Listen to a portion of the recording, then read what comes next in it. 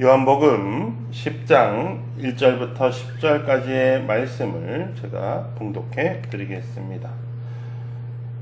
내가 진실로 진실로 너희에게 이르노니 문을 통하여 양의 우리에 들어가지 아니하고 다른 데로 넘어가는 자는 절도며 강도요 문으로 들어가는 이는 양의 목자라. 문지기는 그를 위하여 문을 열고 양은 그의 음성을 듣나니 그가 자기 양의 이름을 각각 불러 인도하여 내느니라. 자기 양을 다 내놓은 후에 앞서 가면 양들이 그의 음성을 아는 고로 따라오되 타인의 음성은 알지 못하는 고로 타인을 따르지 아니하고 도리어 도망하느니라. 예수께서 이 비유로 그들에게 말씀하셨으나 그들은 그가 하신 말씀이 무엇인지 알지 못하니라. 그러므로 예수께서 다시 이르시되 내가 진실로 진실로 너희에게 말하노니 나는 양의 문이라. 나보다 먼저 온 자는 다 절도요 강도니 양들이 듣지 아니하였느니라. 내가 문이니 누구든지 나로 말미암아 들어가면 구원을 받고 또는 들어가며 나오며 꼴을 얻으리라. 도둑이 오는 것은 도둑질하고 죽이고 멸망시키려는 것뿐이요 내가 온 것은 양으로 생명을 얻게 하고 더 풍성히 얻게 하려는 것이라. 이 모든 말씀은 하나님의 말씀입니다.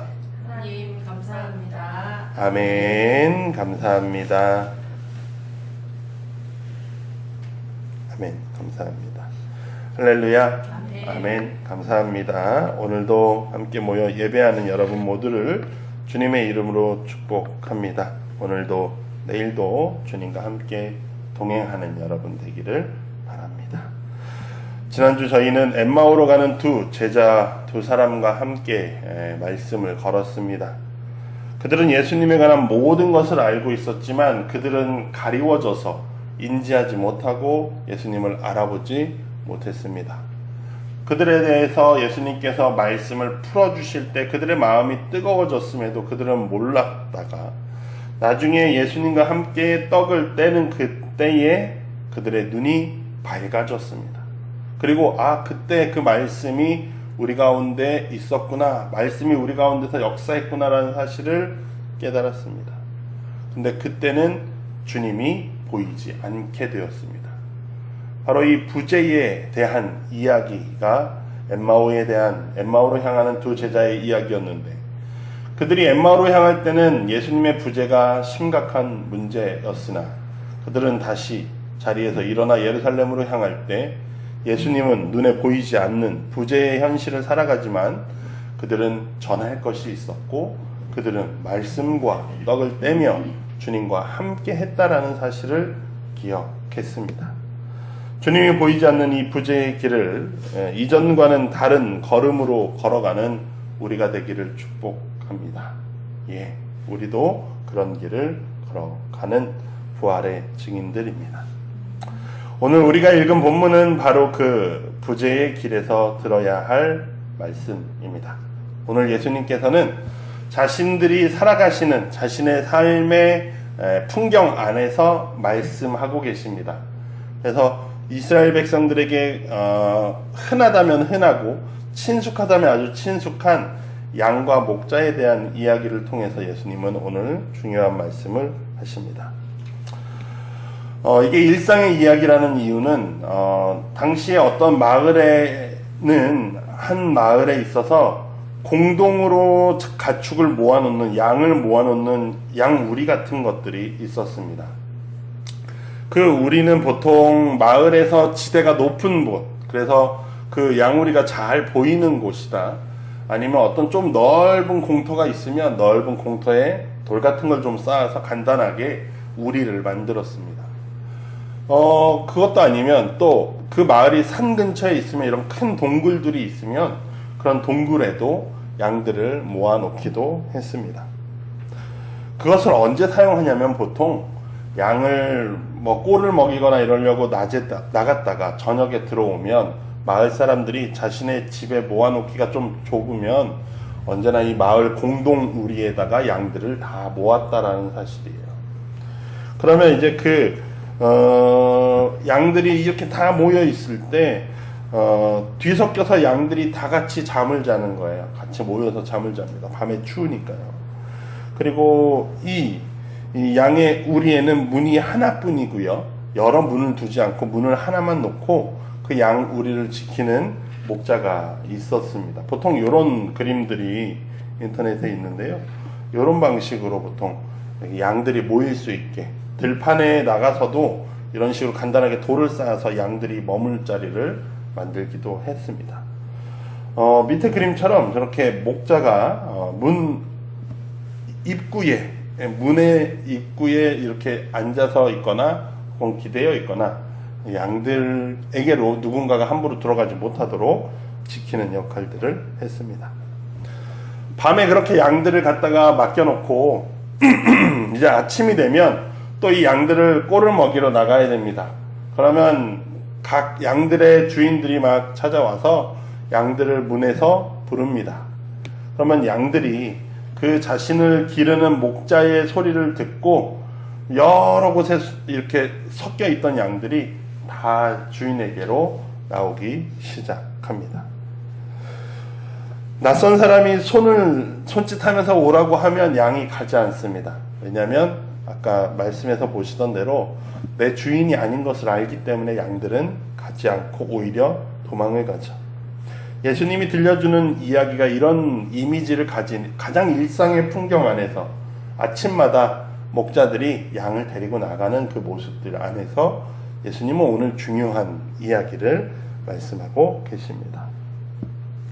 오늘 예수님이 10장의 이야기를 이렇게 양과 목자의 이야기를 하게 된 맥락은요, 앞장 9장의 이야기가 연결되어 있습니다. 9장에 누구가 등장하냐면 날 때부터 보지 못했던 사람이 등장합니다.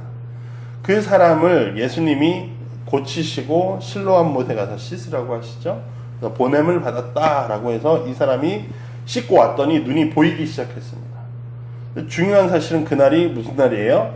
안식일이었어요. 안식일.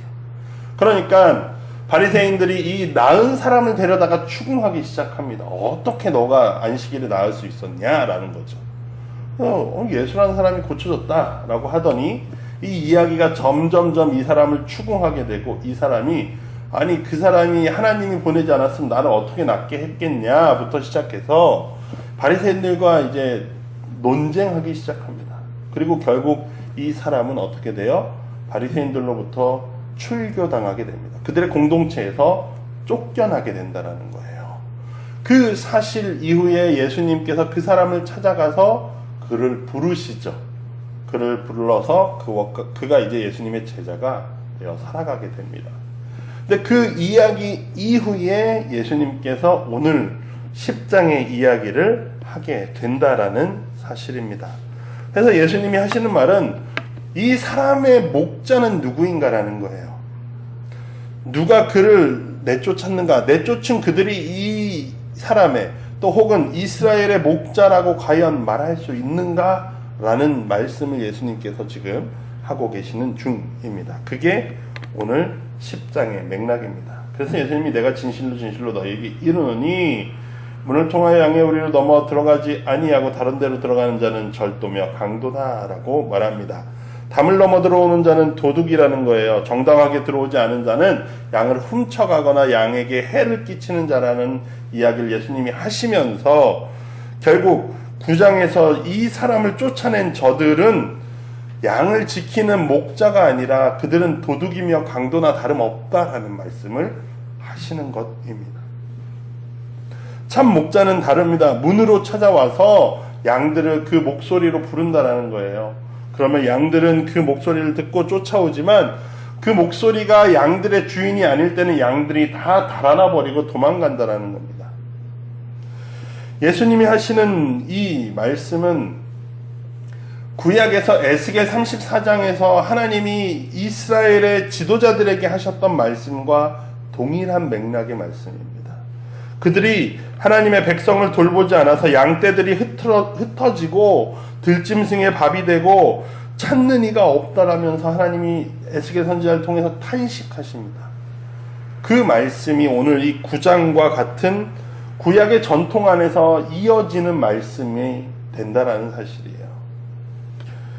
예수님의 말씀을 들은 사람들이 오히려 이해하지 못했다. 예수님께서 이렇게 쭉 설명하셨는데 6절에서 그런데 사람들이 예수님의 그 비유를 이해하지 못했다라고 말합니다. 요한복음에서는 요한은 예수님의 비유라고 말할 때 원어상으로 공관복음에서 비유라고 말하는 단어와는 조금 다른 단어를 사용합니다. 근데 요한복음이 사용하는 이 단어의 의미는 잠언의 이름, 당시에 사용하던 성경에 잠언의 이름과 유사한 단어를 사용했습니다. 그래서 예수님이 하신 이 비유의 말씀들은 즉 어떻게 해야 되는 거예요? 잠언과 같이 우리가 곱씹어서 생각하고 이렇게 묵상해보고 다시 한번 생각하고 곱씹어 봐야 된다라는 의도로 예수님의 비유라는 단어를 다른 단어를 사용했습니다. 즉 청중이 이해하지 못했다라고 6절에서 말하는 것은 어쩌면 자연스러운 일입니다. 우리도 주님의 말씀을 이해할 수 없을 때가 있고 이게 무슨 말이야? 뭔가 단어들은 다 알아들을 수 있는 단어들이지만 이 의미가 무슨 의미지라고 생각되지 않을 때도 있습니다. 그럴 때마다 우리는 말씀을 곱씹어 보아야 한다라는 거예요. 그래서 오늘 이 양과 목자에 대한 이야기, 하나의 우리에 대한 이야기를 두고서 우리가 생각해 볼 때 우리는 교회는 어떤 공간이 되어야 하는가? 교회는 어떤 공동체인가? 하나님은 우리에게 어떤 사명을 맡기셨는가에 대한 이야기들을 곱씹어 보게 됩니다.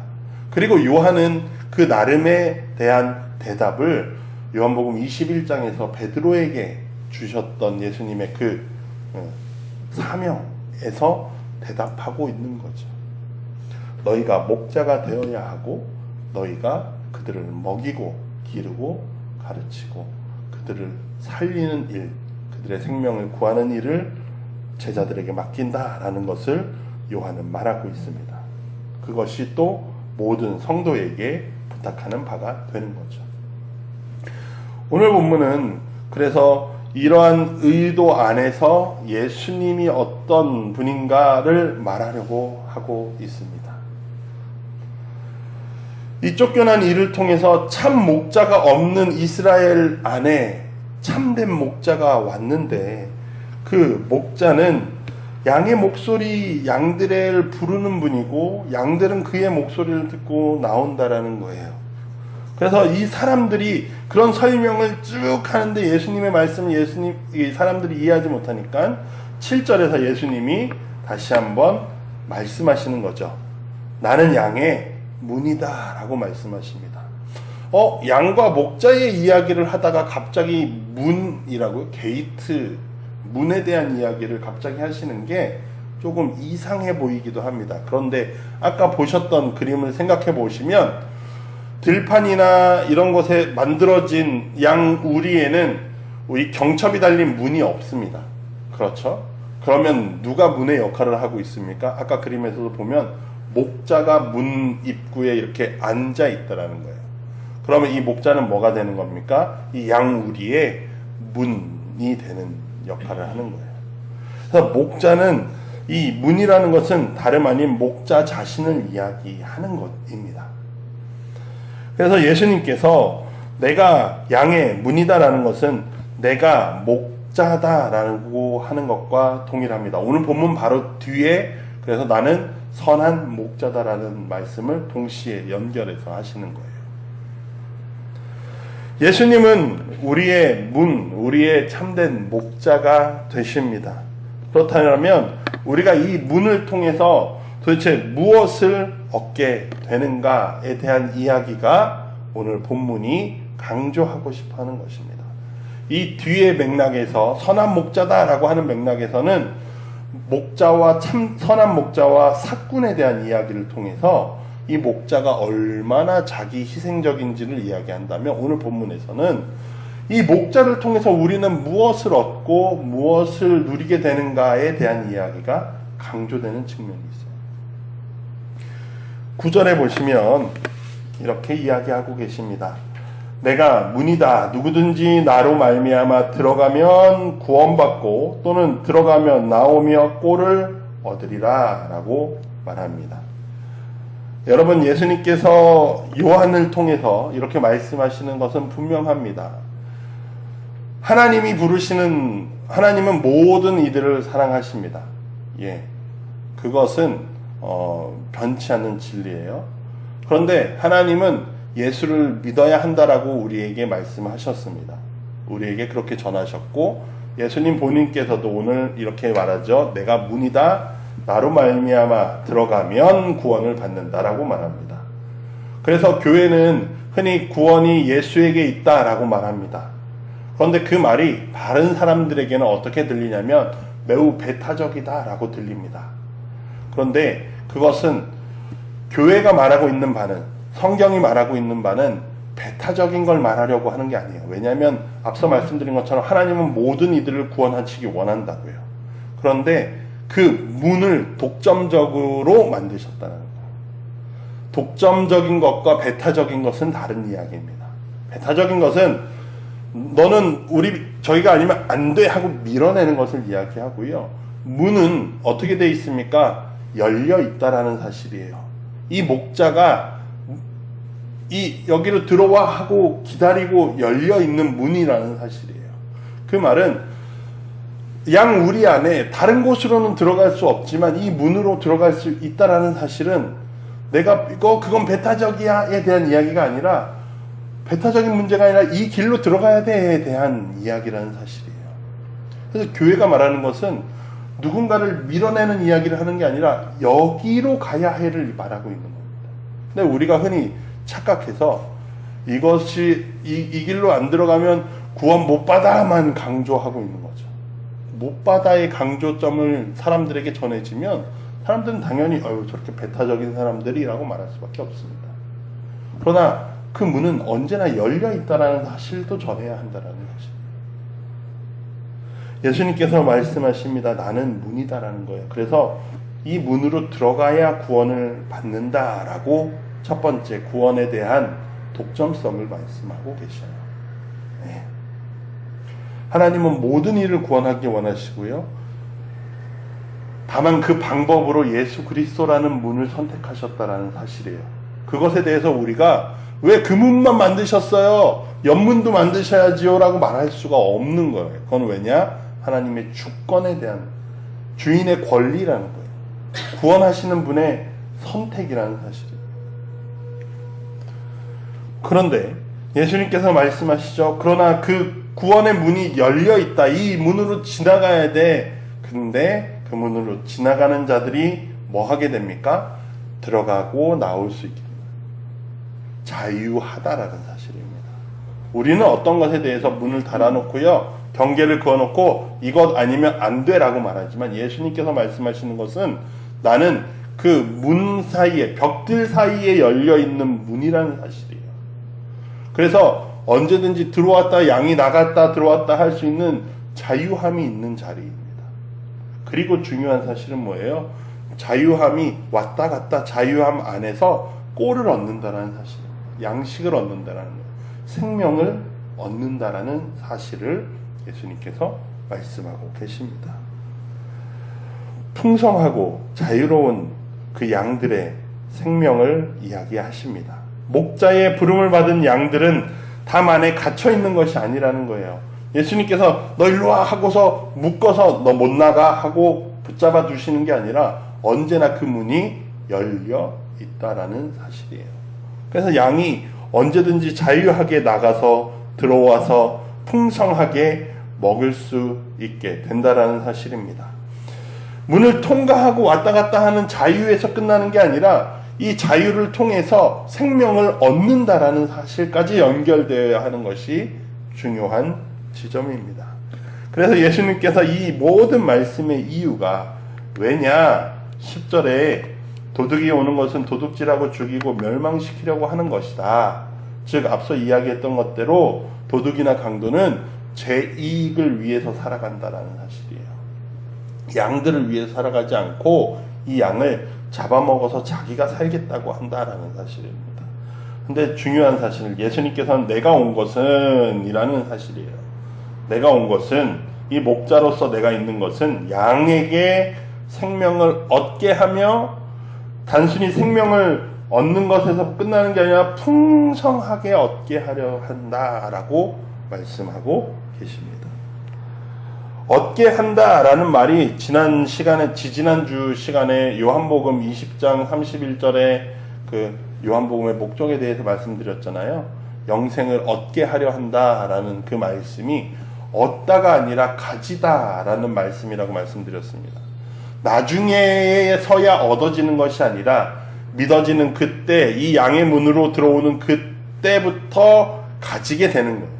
그 양에게 있게 되는 거예요. 그래서 지금 오늘 내가 구원을 살아가는, 생명을 살아가게 되는 것을 말씀하시고 계시는 겁니다.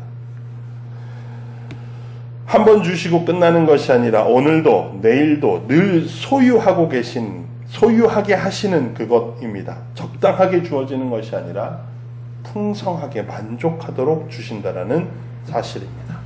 도둑과 목자의 비교를 통해서 예수님은 도둑은 빼앗으러 오지만 나는 너희를 채우러 왔다라는 사실을 말씀하고 계십니다. 우리 다시 처음으로 돌아와서 예수님이 우리를 채우시는 자리가 어디인가를 또 다시 한번 고민해 보려고 합니다. 다시 처음에 우리 아까 앞서 이야기했던 양 우리에 대한 이미지를 한번 생각해 보십시오. 양들이 여러 마리, 적게는 수십 마리에서 마을 단위의 우리다 보니까 많게는 수백 마리도 있을 수 있습니다. 양들이.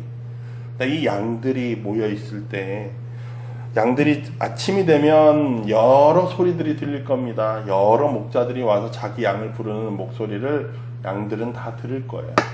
그런데 중요한 사실은 그 양들은 내 목자의 소리를 듣고 이렇게 그쪽으로 따라간다라는 사실입니다. 여기서 생각해 볼 건 우리의 삶도 다르지 않다라는 거예요. 양의 삶과 다르지 않다. 우리도 늘 아침이 되면 어떠한 전환점에 이르게 되면 어떤 목소리들이 계속 들린다는 사실이에요. 우리의 목자의 목소리뿐만 아니라 수많은 내 목자가 아닌 목자의 목소리도 들리게 되고요. 여러 도둑의 목소리도 들리게 됩니다. 수많은 목소리가 우리를 향해 말을 겁니다. 이쪽이 답이야. 이쪽으로 와. 저쪽으로 가야 해. 라고 우리에게 말을 겁니다.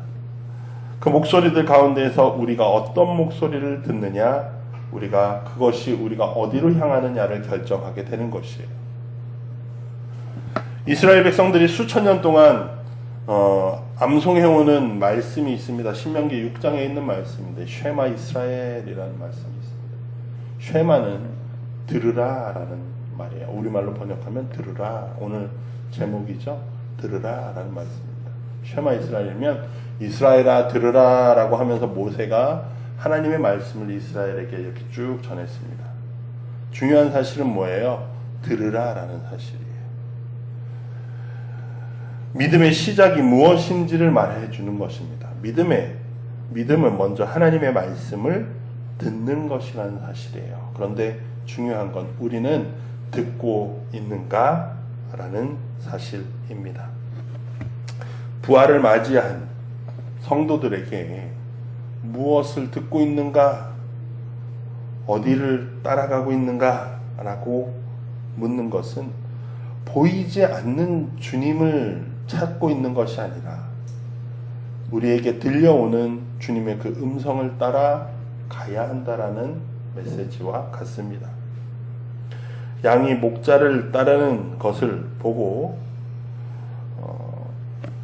양은 보고 따라가는 것이 아니라 듣고 따라간다라는 말씀입니다. 이 성서 1과 제가 지금 교회력상으로 설교를 쭉 준비하는데 성서 1과 안에서 이번 주간이 보통 선한 목자 주간이라고 부릅니다. 왜냐하면 매해마다 이 양과 목자에 대한 이야기가 부활절 4번째 주일에 있습니다. 그 말은 우리가 이 흐름 안에서 제가 계속 설교해오던 흐름 안에서 우리가 기억해야 될 것은 부활 이후에 누구나 주님을 볼 수 없는 시대를 살아가는데 그때 우리는 무엇으로 주님을 판단하는가? 무엇으로 주님을 느끼는가? 무엇을 통해 주님의 주님의 길을 간다라고 말하는가? 그것은 주님의 음성을 들을 때 가는 사실과 연결되는 것이에요. 베드로전서는 이런 이야기를 이렇게 고백하죠. 아까 저희가 읽었던 것처럼 너희가 전에는 양과 같이 길을 잃었더니 이제는 돌아왔는데 너희의 목자와 감독 되신 이에게 돌아왔다라고 베드로 사도는 우리에게 이렇게 이야기합니다. 길을 잃은 양을 돌아오게 하는 것은 목자의 목소리라는 사실이죠. 그 소리를 들을 때 양은 돌아오게 됩니다.